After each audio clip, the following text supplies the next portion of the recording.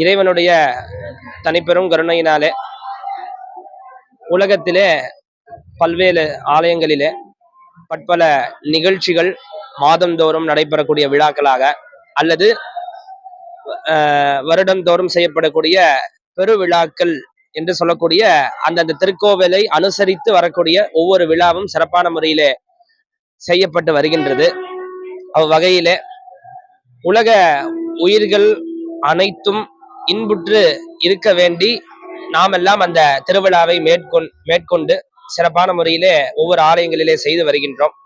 அந்த வகையிலே நம்முடைய திருமந்திர நகர் என்று சொல்லக்கூடிய தூத்துக்குடி மாநகரில் பல 100 வருஷங்களுக்கு மேலாக எழுந்தருளி அருள்பாலித்து வரக்கூடிய அருள்மிகு ஸ்ரீ பாகம்பரையால் உடனாய சங்கரராமேஸ்வர பெருமானுடைய திருக்கோவிலில் ஒவ்வொரு ஆண்டும் சிறப்பான முறையிலே 2 பெரு விழாக்கள் இந்த ஆலயத்திலே செய்யப்பட்டு வருகின்றது.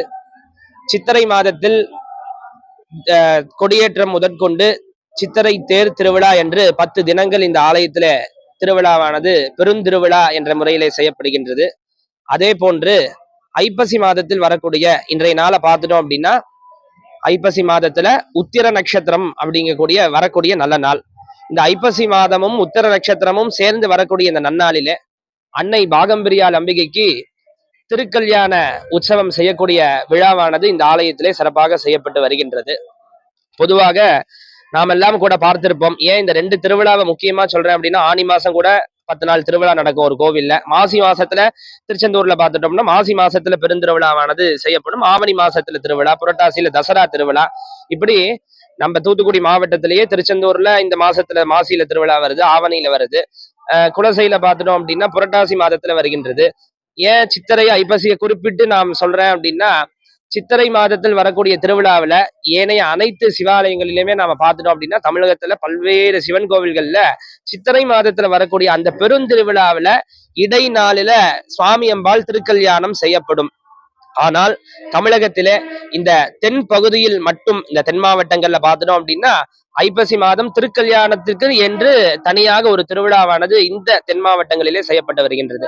அந்த வகையில நம்மளுடைய திருக்கோவில்ல தூத்துக்குடியில நல்ல சிறப்பான முறையில அம்பாளுக்கு பாகம்பிரியால் அன்னைக்கு 11 நாட்கள் இந்த திருவிழாவானது ஒவ்வொரு ஆண்டும் செய்யப்பட்டு வருகின்றது.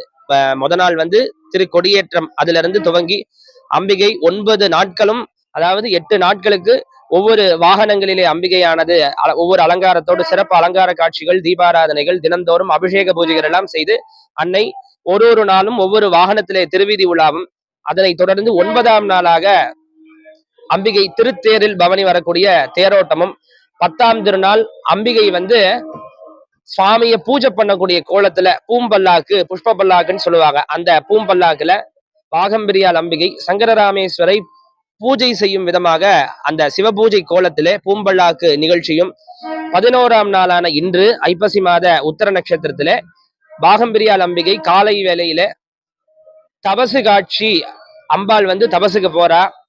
சித்திர மாசத்துல வரக்கூடிய திருவிழால செய்யப்படக்கூடிய திருக்கல்யாணத்தினுடைய பெயர் என்ன அப்படின்னா மீனாட்சி கல்யாணம்னு சொல்லுவாங்க. மதுரையில பார்த்துட்டோம் அப்படின்னா மீனாட்சியினுடைய கல்யாணம், மீனாட்சி சுந்தரேஸ்வர பெருமானுடைய கல்யாணம் சித்திரை மாதத்திலே செய்யப்படும்.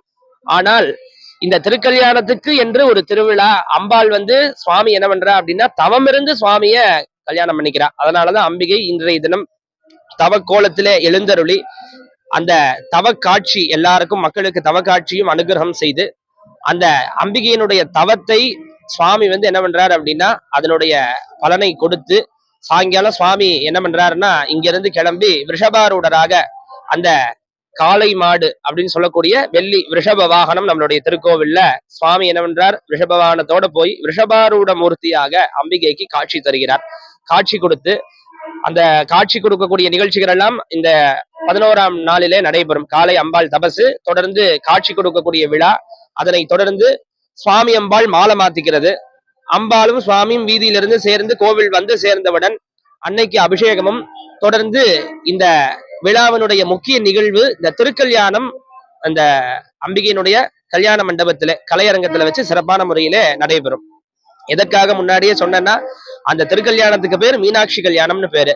இது திருக்கல்யாணத்துக்கு என்று அம்பிகை பார்வதி கல்யாணம் என்ற முறையில அம்பாளுக்கு மிகவும் சிறப்பாக இந்த திருக்கல்யாணத்தை முன்னிட்டு 9 தினங்கள் ஒவ்வொரு வாகனத்திலே அம்பாள் புறப்பாடு செய்து தேரோட்டம் செய்யப்பட்டு 10ஆம் நாளிலே அம்பிகை இறைவனை பூஜித்து 11ஆம் நாளிலே இறைவனை தவம் இருந்து அம்பிகை 11ஆம் நாள் அன்னைக்கு சுவாமி காட்சி கொடுத்து அனுகிரகம் செய்து இந்த திருக்கல்யாணத்தை சுவாமி செய்து கொள்கிறார்.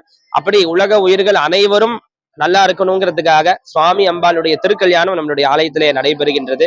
திருக்கல்யாணத்தை பார்க்கறதுனால எல்லா விதமான மங்களங்களும் நமக்கு வந்து சேரும் என்பது சாஸ்திரங்களிலும் வேதங்களிலும் சிறப்பான முறையிலே கூறப்பட்டிருக்கின்றது.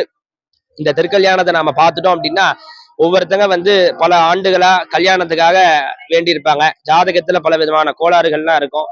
அப்ப அந்த தோஷங்கள்லாம் நீங்கணும், நமக்கு ஏதாவது வரக்கூடிய இடர்கள்லாம் நீங்கணும் அப்படின்னா அதற்கு ஒரு மனசுல மகிழ்ச்சியை தரக்கூடிய செய்திகள்லாம் நமக்கு சேரணும் அப்படின்னா இந்த திருக்கல்யாணத்தை நாம பார்த்துட்டோம் அப்படின்னா அது உடனடியாக சேரும். ஏன்னா கல்யாணம் தான் ஆகுமான்னு கேட்டா அப்படிங்கிறது இல்ல. குழந்தை வரம் வேண்டுபவர்களுக்கு குழந்தை பிறக்கும். அதே போல மகிழ்ச்சியான செய்தி என்னெல்லாம் இருக்கும், ஒரு வீடு கட்டணும்னு சுவாமிகிட்ட வேண்டுவாங்க. அதே போல பல விஷயங்கள் ரொம்ப நாள் தள்ளி போகுதுன்னு வேண்டுவாங்க. அது அனைத்து மகிழ்ச்சியும் வந்து சேரும் அனைவருக்கும். அதனுடைய காரணம் என்ன அப்படின்னா இந்த திருக்கல்யாணத்தை பார்க்கக்கூடியதுனாலே நமக்கு முழுமையான அந்த பலன் சேருகின்றது. ஆகவே அனைத்து பக்தர்களும் ஆலயத்திற்கு வருகை தந்து திருக்கல்யாணத்தை எல்லாரும் தரிசனம் பண்ணியிருப்பீங்க.